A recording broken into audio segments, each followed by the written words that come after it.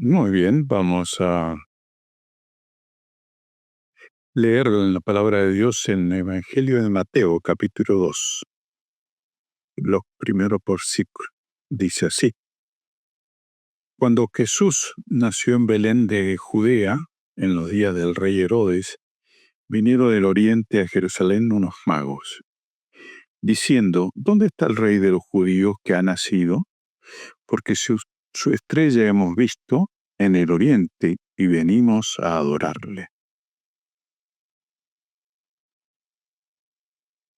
Bueno, los magos, ¿sí?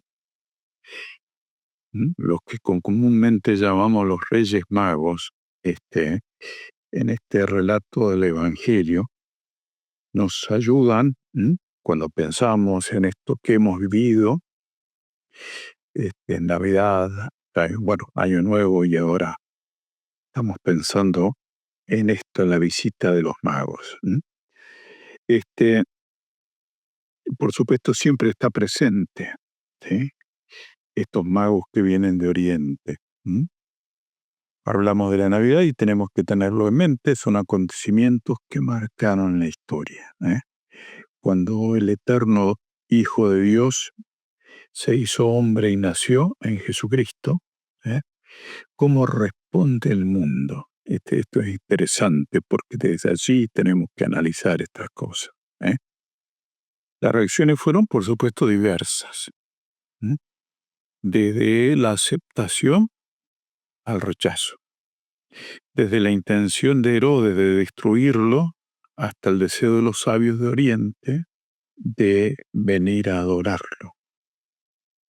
Bueno, al parecer estos magos eran sacerdotes astrólogos del antiguo imperio persa. Su visita a Jesús es una bella contemplación de aquello que hicieron, complementación, ¿sí? La complementación de aquello que hicieron los pastores. ¿eh?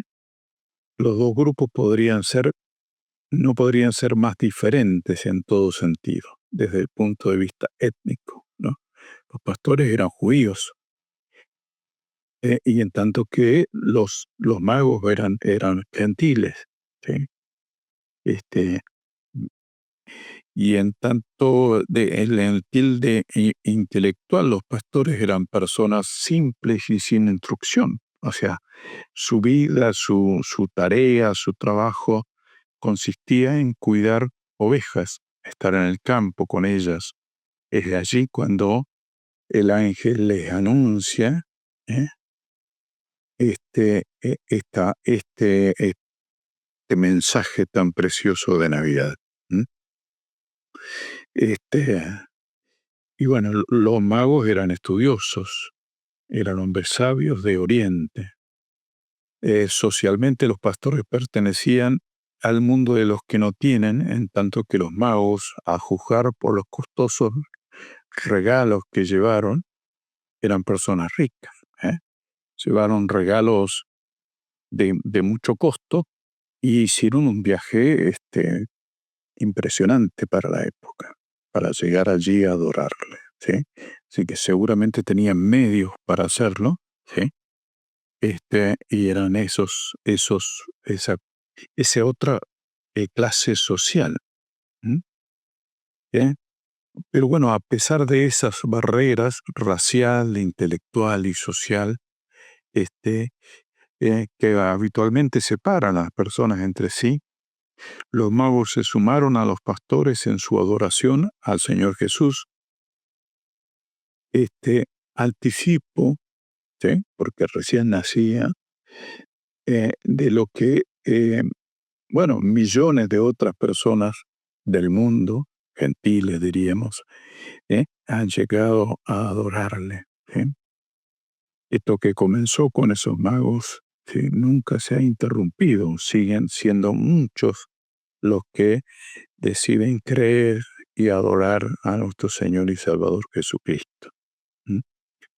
A medida que se difunda el pluralismo y se hace cada vez evidente que las otras, bueno, hay muchas religiones en el mundo, pero muchas de ellas son de índole étnica. Uno puede decir, bueno, allí en tal país se cree tal cosa y se practica una religión.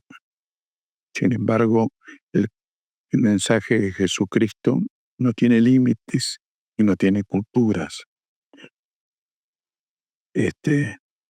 Bueno, casi el 80% de los cristianos que hoy se cuentan en el mundo, ¿eh? Ya no son personas que sean de Occidente. ¿Eh? Hoy la mayoría de los cristianos está en África, en Asia, bueno, en América Latina. ¿Sí? Este mensaje de Jesús, que es universal, porque Él manda, ¿sí? La gran comisión es ir por todo el mundo a predicar. Y entonces todo el mundo de distintos lugares, de distintas formas, responde para adorar a Dios. ¿Sí? Esto es lo que surge. ¿Eh? Empieza allí con estos magos y se sigue extendiendo hasta el día de hoy a distintos lugares. Por supuesto, con distintas características en cada pueblo y región. Esto también es algo interesante de pensar.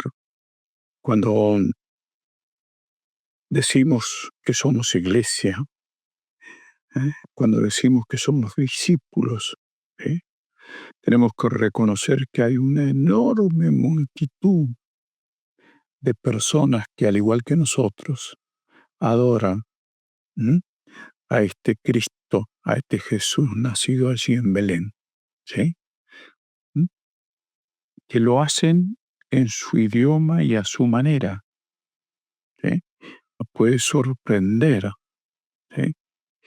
Que en otro lugar, en otra forma, ¿sí?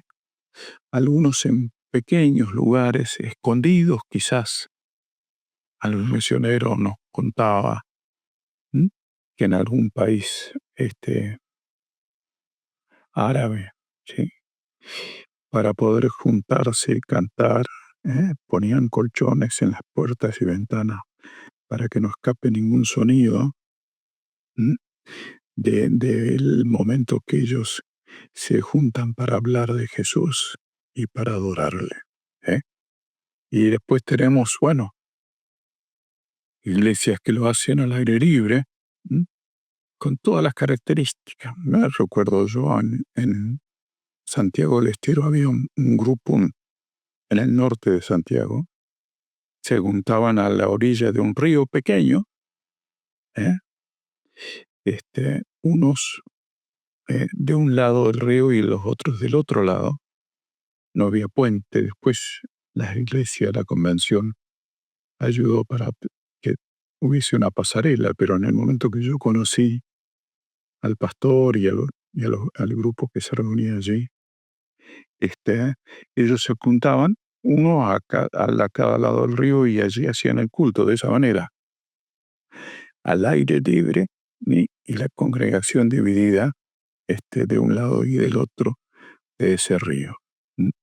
Ríos pequeños, pero este río, en fin, y así podían adorarla. Entonces, los que se acercan a adorar, como se acercaron los magos, son muchísimos y lo hacen de distintas maneras. Pero este propósito eterno de Dios de juntar todas las cosas en Cristo nos permite gozarnos en saber que este Jesús es el Salvador al mundo, que llega a cada cultura, a cada nación, con este mensaje de esperanza, con este mensaje de perdón, de salvación y vida eterna. ¿Sí? Estos magos que fueron los primeros gentiles en adorar, simplemente hicieron el primer paso. ¿Sí? Después hubo y seguirá habiendo personas de distintos lugares del mundo que se acercan a adorar. ¿Sí? Precioso cuando lo podemos hacer con tecnología, con cosas.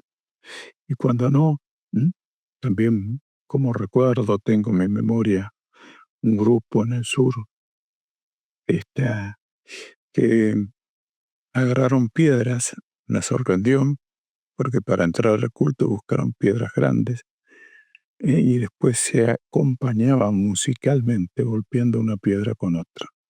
¿eh? Ese era el instrumento musical en un lugar muy, muy especial, pero que mostraba corazones agradecidos y deseosos de adorar a nuestro Dios.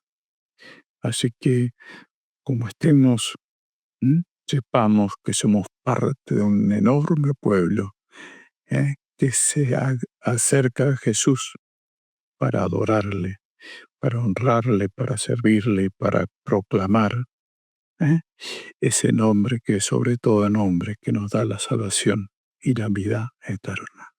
Que Dios les bendiga.